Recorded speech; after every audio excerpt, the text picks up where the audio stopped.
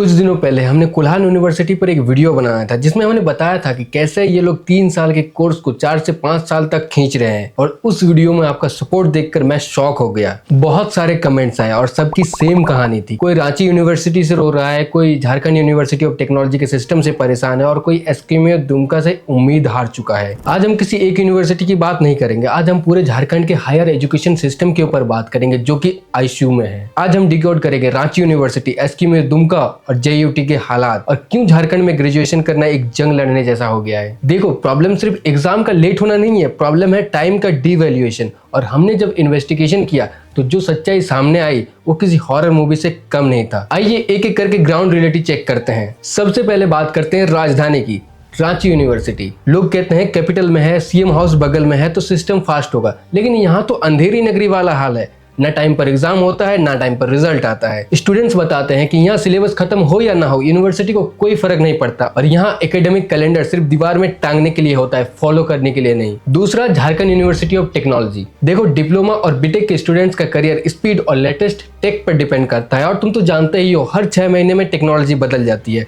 कभी एआई आ गया, कभी कोई टूल बदल गया। सोचो, अगर आप एक ही सिलेबस को 4 साल 5 साल तक खींचोगे तो वो डिग्री नहीं एक रिसिप्ट बन जाएगी। और जब ये स्टूडेंट 4 साल 5 साल बाद किसी कंपनी में जाएगा तो कंपनी वाले पूछेंगे कि तुम्हें आता क्या है, और ये अपनी पुरानी टेक्नोलॉजी पुरानी डिग्री लेके खड़ा हो जाएगा। और ये स्टूडेंट्स का करियर का सीधा डर है। अब बात करते हैं तीसरा, एसकेएमयू दुमका। ये एरिया डेवलपमेंट में पहले से ही पीछे रहा है, पर ये जो यूनिवर्सिटी है ये बाकी यूनिवर्सिटी से एक लेवल ऊपर आ चुकी है। हमें एसकेएमयू के एक स्टूडेंट ने बताया कि वहाँ हालत इतनी खराब है कि उन्हें 29 जनवरी को प्रोटेस्ट करना पड़ा और महामहिम राज्यपाल को ज्ञापन सौंपना पड़ा ताकि एग्जाम टाइम पर हो। ये यूनिवर्सिटी बाकी यूनिवर्सिटी से एक लेवल ऊपर चली गई है, क्योंकि हमें एक स्टूडेंट ने बताया कि जब उनका सेमेस्टर 3 का रिजल्ट आया और उन्होंने 2025 ईयर एंटर किया रिजल्ट देखने के लिए, तो उन्हें कोई रिजल्ट शो ही नहीं हुआ। और जब उन्होंने 2024 एंटर किया तो उन्हें उनका रिजल्ट शो हो गया। मतलब समझ रहे हो कि एग्जाम होने वाला था 2024 में, जो कि हुआ 2025 में, और उसका रिजल्ट शो हुआ 2026 में। और इस गलती को छुपाने के लिए यूनिवर्सिटी अपनी वेबसाइट में प्रीवियस ईयर ही दिखा रही है, ना कि 2025। ये है हमारे स्टेट की यूनिवर्सिटीज की हालत, जहां बिना प्रोटेस्ट और गवर्नर के इन्वॉल्वमेंट के एग्जाम तक नहीं होता और ना रिजल्ट आता है। लेकिन अब सवाल ये है कि ये सब ऐसा क्यों हो रहा है और हमारी यूनिवर्सिटीज इतनी स्लो क्यों है। और यही चीज जानने के लिए हमने बात की यूनिवर्सिटी के एक एम्प्लॉय से, और उन्होंने जो कहा वो सुनकर आप शॉक्ड हो जाओगे। वहाँ के एक एम्प्लॉय का कहना है कि वहाँ के ऑफिसर्स और बड़े बाबू स्टूडेंट्स के फ्यूचर के लिए नहीं, अपने कमीशन के लिए काम करते हैं।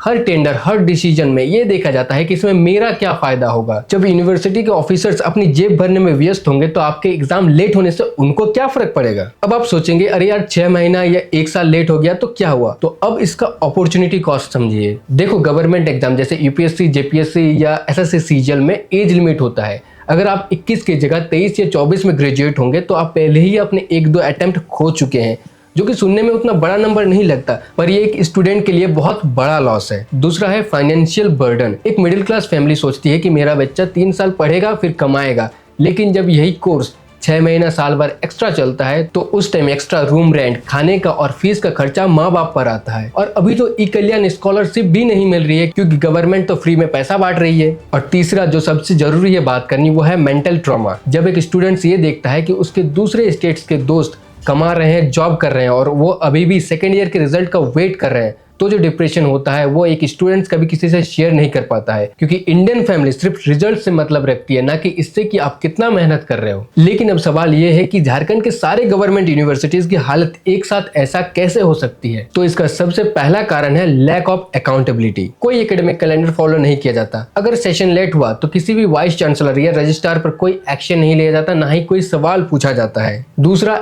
स्टाफ शॉर्टेज का रोना। ये यूनिवर्सिटीज हमेशा ये कहती है कि स्टाफ कम है, तो रिक्रूटमेंट क्यों नहीं हुई, स्टूडेंट से जो पैसा लिया जा रहा है वो कहाँ जा रहा है। और तीसरा है एनईपी का बहाना।